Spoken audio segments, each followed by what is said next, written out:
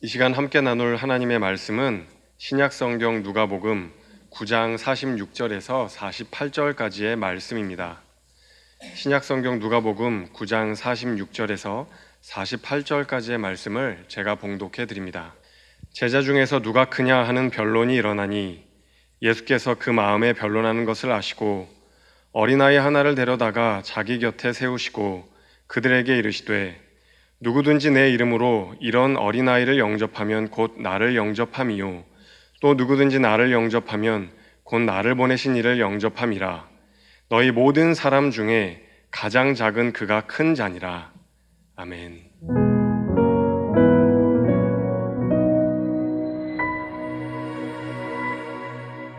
잘 지내셨죠? 예, 저도 잘 지냈습니다. 오늘 우리가 이렇게 새로운 예배 처소에서 세 번째 드리는 예배인데, 오늘도 주님께서 우리에게 도전 주시는 그런 그 말씀에 또 응답하고 반응하고 결단하는 그러한 그 사순절의 첫 주가 되면 참 좋겠습니다. 이상홍 목사님하고 오래 지내다 보니까 자꾸 이렇게 전이가 되는 것 같아요. 그래서 사랑합니다를 하자고 그러는 건 아니고, 세상이 자꾸 건조해지는 것 같아서 AI에게 저도 물어봤습니다. 따뜻한 사람의 이미지를 좀 하나 부탁한다. 그러니까 네가 그려달라 그러지 않고 하나 좀 부탁한다. 사진 하나 좀 보여달라. 그랬더니 AI가 이런 사진을 이렇게 보여줬어요. 아이고, 또 커피 잔도 좀 큰 거로 하지 에스프레소 잔으로 이렇게 했는데, 그래도 이게 나름 따뜻한 그 사람의 모습이라고 소개를 해줬는데, 정말 그런 것 같아요. 차 한 잔 나누는 게 그래도 요즘 같이 이렇게 각박한 시대에 그래도 좀 따뜻한 마음을 이렇게 볼 수 있지 않는가 하는 생각이 드는데, 이 따뜻한 사람이라는 단어가 나와서 제가 유명한 그 문장이 하나 생각이 났습니다. 여러분들도 한두 번 아마 들어보셨을 법한 그러한 그 문장인데, 한번 들어보시면은요, 그리스도인이 된다는 것은 유능한 사람이 되는 것이 아니라 따뜻한 사람이 되는 것이다. 참 간단한 문장이지만 울림이 좀 깊어요. 그리고 내가 그리스도인으로 저렇게 살아가고 있는가 하는 것을 되돌아볼 수 있게 해주는 문장인데요. 여러분, 여러분의 기도의 제목이 유능한 사람 되게 해주십시오 라는 기도보다 따뜻한 사람 되게 해주십시오 라고 하는 것이 더 하나님의 뜻에 맞는 기도라 여겨집니다.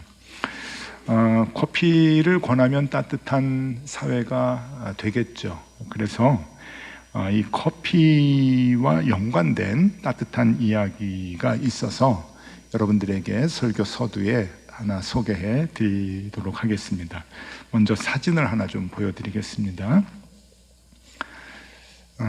딱 봐도 어떤 사진인가 하는 게 확 이제 느껴지실 텐데, 2021년도 1월 18일에 서울역 앞에서 있었던 광경이고, 한겨레 신문의 백소아라고 하는 사진 기자가 저 광경을 놓치지 않고 먼 곳에서 망원렌즈로 잡아냈던, 그래서 그 다음 날인 2021년 1월 19일 한겨레 신문의 일면 톱으로 크게 사진이 올라와서 많은 사람들을 감동케 해주었던, 따뜻하게 해주었던 그런 그 사진입니다.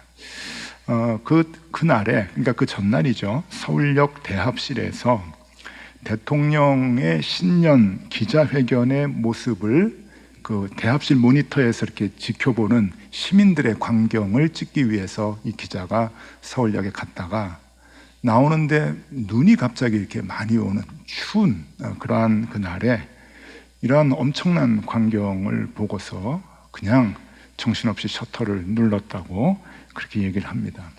그리고 이거를 이제 신문사로 이제 송출을 하고, 그러니까 주고, 그 다음날 이제 뭐 편집을 하고 이제 이런 그 상황 가운데서 저 외투를 벗어준 사람을 쫓지를 못했다 그래요. 그래서 지금도 저분이 누군가 하는 것을 모르고 있다고. 그래서 신문사 일을 다 마치고 오후에 다시 찾아가서 저 노숙자를 제 소문에서 찾았는데, 노숙자 아저씨는 금방 찾았답니다. 아시다시피 바지가 좀 특별하잖아요. 그래서 금방 찾았대요. 근데 저 바지가 파자마 홉겹이랍니다. 그러니까 그날 무척 추웠는데, 그래서 저 상황이 어떤 상황이냐라고 이제 물어본 거예요. 그게 기자 정신이겠죠. 정확하게 얘기해 주려고. 네. 상황이 어떠냐 물어봤더니 이 아저씨가 하는 얘기가 갑자기 날이 추워져 가지고 견딜 수가 없었다. 그러면서 밖에 나가서 아무나 붙들고 이런 얘기를 했다는 거예요. 따뜻한 커피가 한 잔 마시고 싶습니다. 그 얘기를 했는데 이 아저씨가 입고 있던 외투를 벗어가지고 이렇게 입혀주는 거예요. 그래서 이 다음 컷을 보면은요, 한번 보시면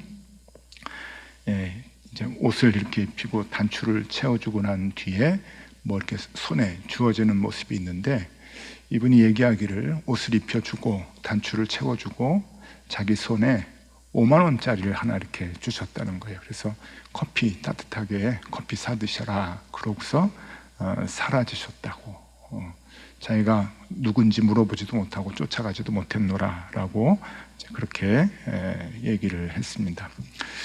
이 상황을 저도 접하면서 아이고 참 마음이 훈훈해진다, 따뜻해진다 하면서, 저는 이런 사진 보면은 욕심이 좀 나요. 욕심이 두 가지가 났는데, 첫 번째는 우리 사회에 이런 사람들이 많아지면 좋겠다 하는 게 첫 번째 욕심이고, 두 번째 욕심은 이런 사람들이 우리 교회 교인이면 좋겠다. 그러니까 우리 교회 교인들이 이렇게 각각의 삶의 처소에서 이런 역할을 하면 좋겠다라고 하는 그런 욕심이 살짝, 아니 많이 났습니다. 오늘 설교 끝입니다. 이거 이해하면 이제 다 되는 거고요. 이렇게 사진까지는 좋았는데 1부, 2부 때 설교를 해보니까 되게 힘들어 하시더라고요. 이게 좀 되게 도전이 되는 어려운 이야기인데, 그래도 같이 한번 집중해서 말씀 속으로 들어가 보면 좋겠습니다. 올해 우리 교회의 표어는 의에 줄이고 목마른 교회인데, 그 시각으로 오늘 이 말씀을 들여다 보시면 좋겠습니다. 누가복음뿐만이 아니고 마태복음, 마가복음에 같이 나와 있는 본문입니다. 어린아이를 영접해라. 이게 마태, 마가, 누가 이렇게 나오는데, 이 누가복음이 제일 짧아요. 그래서 중요한 것들을 좀 뺐어요, 누가가 편집을 할 때. 그래서 그 의도를 알기가 조금 어렵습니다. 그래서 이 예수님이 아이를 이렇게 데리고 와서 영접하라고 가르칠 때에 그 의도를 분명하게 알기 위해서는 마태복음과 마가복음의 내용을 함께 봐야 된다고 하는 건데요. 마태복음 먼저 보겠습니다. 마태복음 18장 1절에서 4절인데, 여러분 그 주보에 보면은 오늘 본문이 나와 있잖아요. 그거하고 지금 마태복음하고 한번 비교를 해보시면 금방 차이를 느끼실 겁니다. 마태복음 읽어드릴게요. 그때 제자들이 예수께 나와 이르되 천국에서는 누가 크니이까?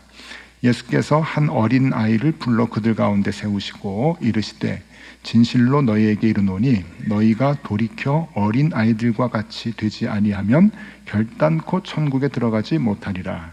그러므로 누구든지 이 어린아이와 같이 자기를 낮추는 사람이 천국에서 큰 자니라. 차이가 분명히 있죠. 갑자기 천국이라는 단어가 훅 들어옵니다. 그러니까 누가는 현실의 얘기를 하면서 말씀을 풀어갔는데 마태는 천국의 얘기로 하고 있는 거예요. 근데 우리는 지금까지 신앙생활에 오면서 마태복음의 이 내용의 해석을 더 많이 들어왔습니다.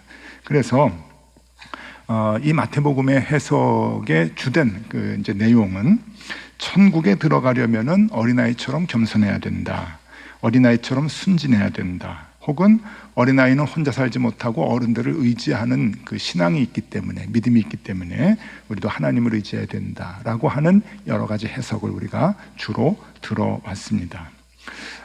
이 말씀은 누가 큰 자이냐라고 묻는 질문에 예수님께서 어린아이와 같이 되지 않으면 안 된다라고 대답하시는 예수님의 말씀으로 인해서 아이들이 가장 큰 거구나, 아이들이 소중한 존재구나 라고 생각을 많이 하는데, 근데 그 얘기는 아닙니다.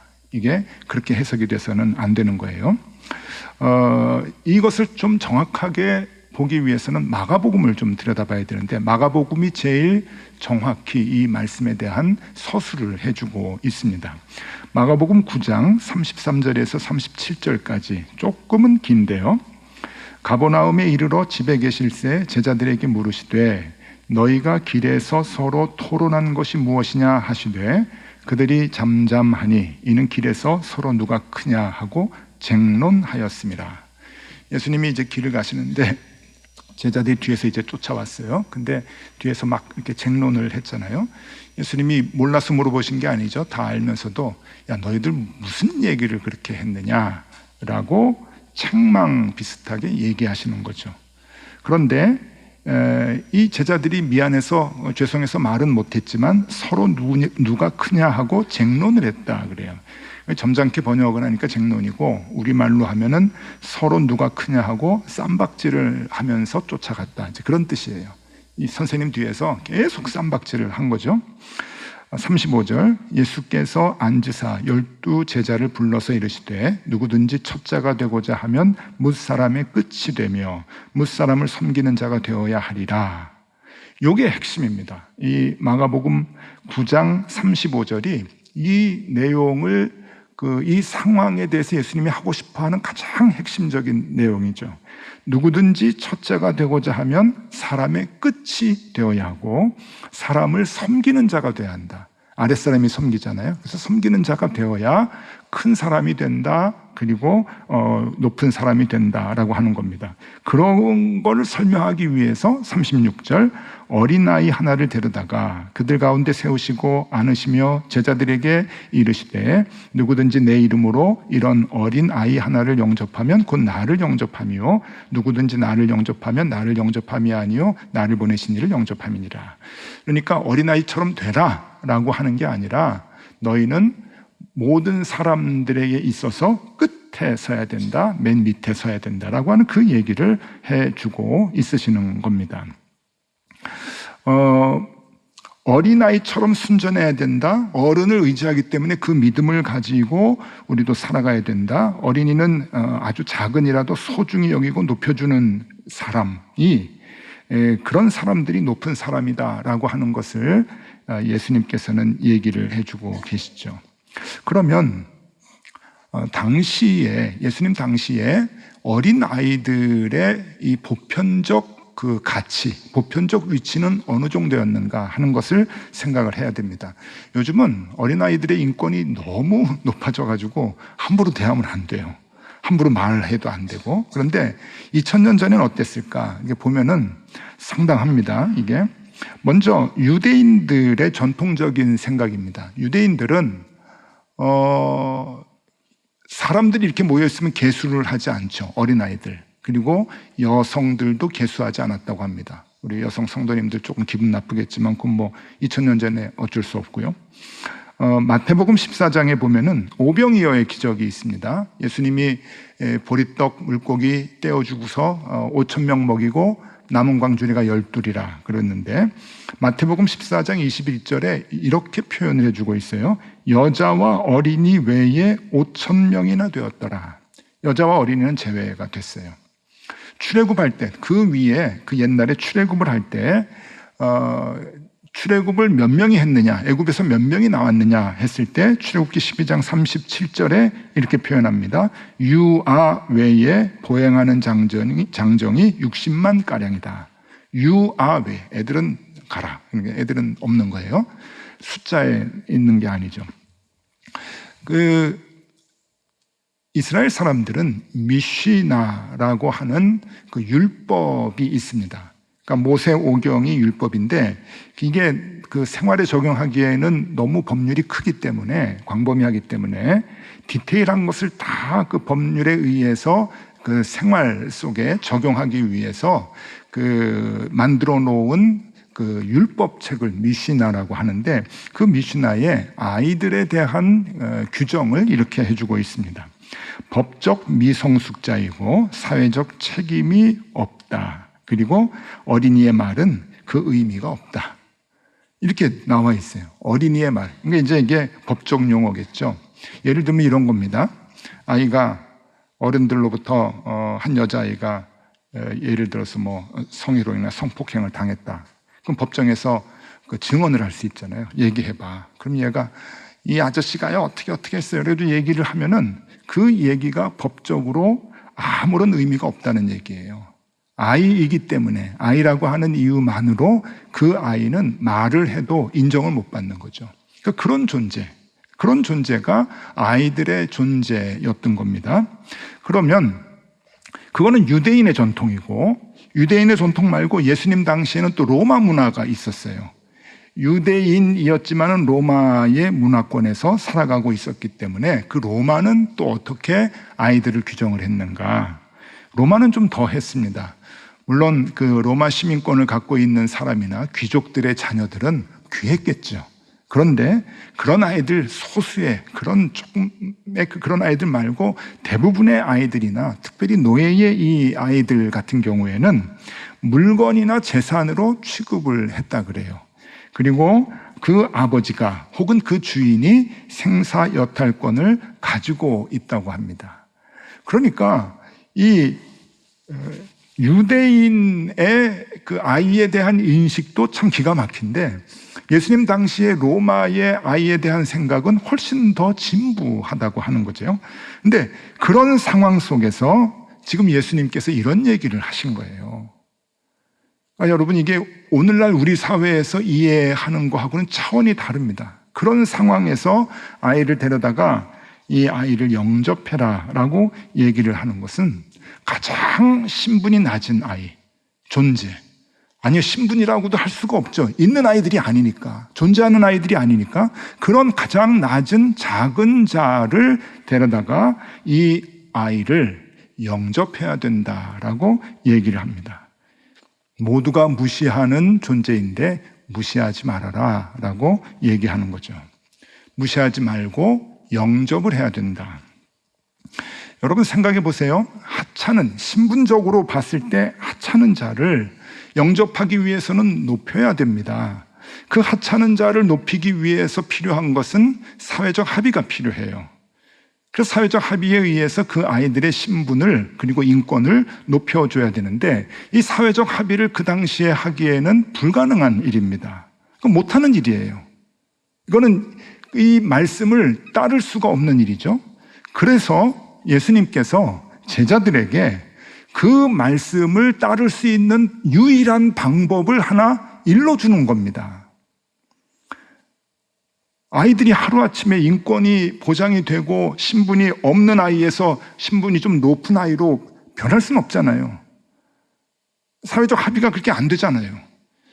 옛날부터 지금 2000년이 흘러서 지금 선진국 같은 데서도 지금 될까 말까 하는데, 이게 사회적 합의가 쉽지가 않은데, 그것 때문에 예수님은 그래? 불가능하겠지. 그러니까 그것을 이룰 수 있는 방법을 일러줄게 라고 얘기를 하시는 거예요. 그 방법이 무엇이냐? 그 방법은, 여러분 이 신분이 수직적이잖아요. 높은 양반부터 중간 양반부터 맨 밑에, 그 맨 밑에 아이가 있단 말이에요. 그 아이를 높이기 위해서는 어떤 방법이 있느냐? 그 밑으로 들어가라는 얘기죠. 네가 그 밑이 되면은 아이는 너보다 높아져. 그런 뜻이에요. 사회적 합의로 이 아이를 높게 할 수는 없잖아요. 그러면 실천을 못 하나요? 아니에요. 네가 그 아이 밑으로 내려가. 그러면은 너보다 높지 않아. 그게 영접이야 라고 하는 겁니다.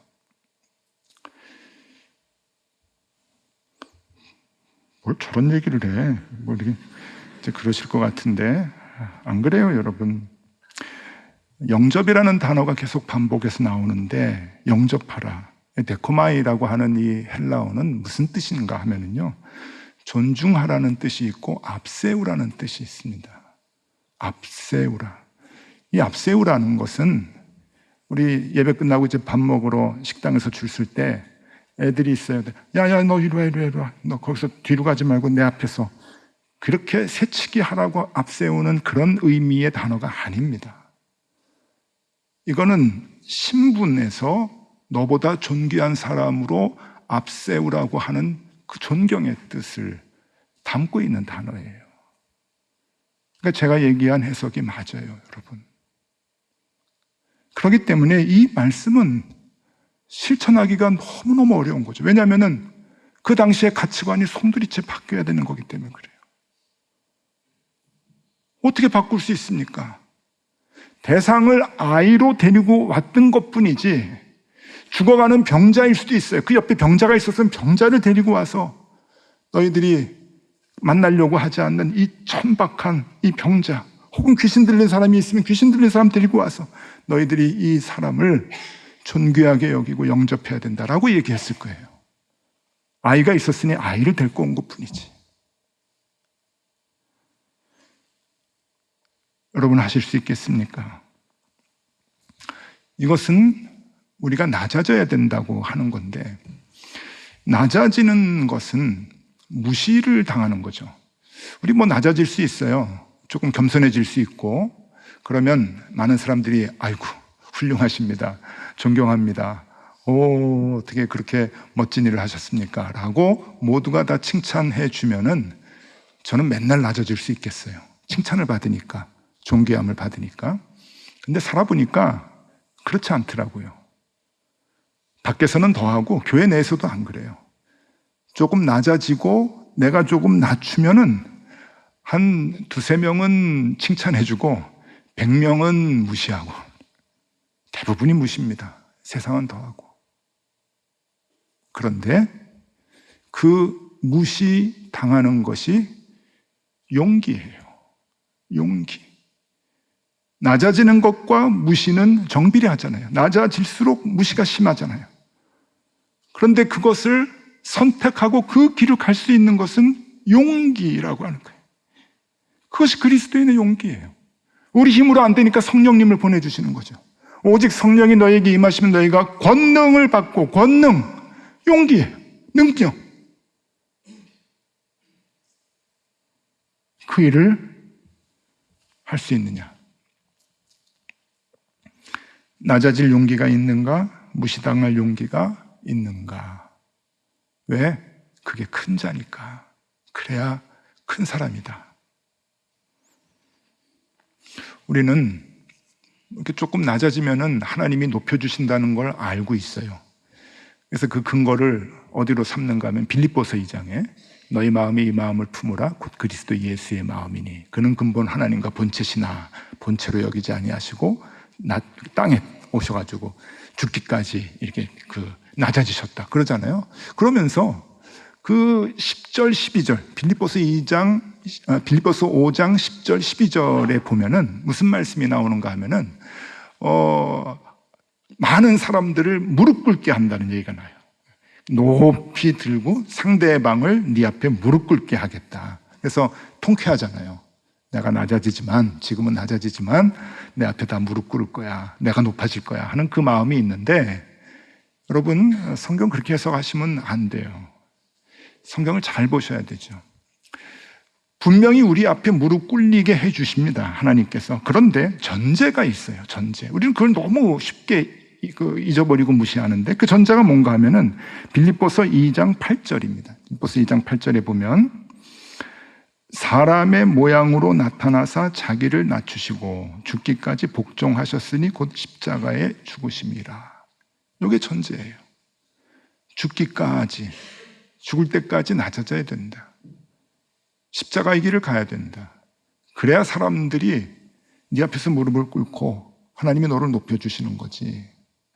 저는 말씀을 전하고 여러분들은 선택을 하셔야 됩니다. 어떻게 살아가야 할 것인가.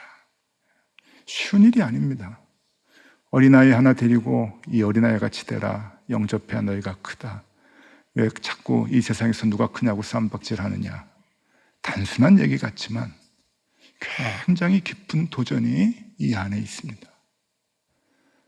내가 상대방을 섬기기 위해서, 상대방을 높이기 위해서 정말 신분이 그 밑으로 들어갈 수 있을까?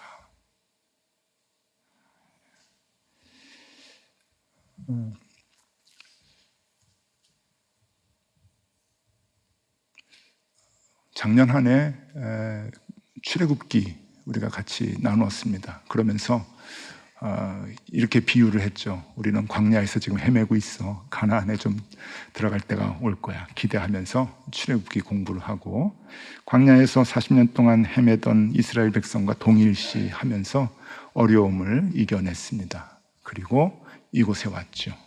그러면 1년 동안 동일시 했던 그 마음 그대로라면은 여기는 가나안이에요. 맞죠? 우리 광야에서 실컷 고생하다가 정말 어마어마한 수모다 당하다가 이제 가나안에 들어왔다고 보면은, 하나님께서 이스라엘 백성 가나안에 들여보내면서 제일 중요하게 요구한 게 뭐냐면은 너희들의 가나안 습성 섞이면 안 된다 하는 거예요. 가나안의 문화와 가나안의 종교와 모든 가나안의 가치관 섞이면 안 된다. 하나님을 믿는 믿음을 고수해라 라고 얘기합니다. 왜? 섞이면 훅 가니까. 섞이면 그냥 끝나요. 결국 끝났잖아요. 처단하지 않으니까 자꾸만 그 가나안의 문화가, 가나안의 종교가 들어와서 우상을 숭배하게 되고, 끝까지 이스라엘 백성이 그것 때문에 고생했잖아요. 그래서 어느 유명한 목사님의 말을 소개해 드리겠습니다. 굉장히 유명한 목사님인데 한번 화면 보여주시면요. 어느 유명한 목사님이 이런 말을 했어요. 제가 평생 목회하면서 그래 이게 맞다라고 생각되는 문장입니다. 복음은 수혈되어야 하는 것이 아니라 투석되어야 한다. 저는 처음에는 복음은 수혈이라고 생각했어요. 근데 아니더라고요. 저의 경우를 봐도 아니고, 교인들을 많이 봐왔는데도 아니에요. 수혈은 뭡니까? 그냥 조금 들어오는 거예요. 그런데 내 피가 더 많죠. 복음이라고 조금 들어왔는데 그냥 내 가치관이 훨씬 더 많으면 성공하지 못합니다. 투석은 뭡니까? 내 피가 다 드러나는 거예요. 다 빼는 거예요. 그래가지고 돌려서 새로운 피로 만들어가지고 나에게 넣어주는 게 투석 아닙니까? 복음은 수혈이 아니에요. 예수님 피 조금 받았다고 우리가 변할 거라고 절대 생각하지 마십시오. 가치관이 완전히 변해야 사는 겁니다. 하나님의 가치관은 세상의 가치관하고 다릅니다. 하나님의 가치관은 세상이 얘기해주는 달콤한 그 가치관하고 전혀 달라요. 거진 반대에 있어요. 그러니까 세상 사람들이 우리를 싫어하는 거고, 언제나 하나님의 말씀을 따르려고 하면 세상과 대척할 수밖에 없는 거죠. 그래서 무시를 당하는 거예요. 그런데 주님이 오늘 얘기합니다. 할 수 있겠냐? 그 밑으로 들어갈 수 있겠냐? 높아지려면 남들을 밟고 올라가는 게 세상의 가치관인데 너는 밑으로 들어갈 수 있겠느냐? 손해볼 수 있겠느냐? 무시당할 수 있겠느냐?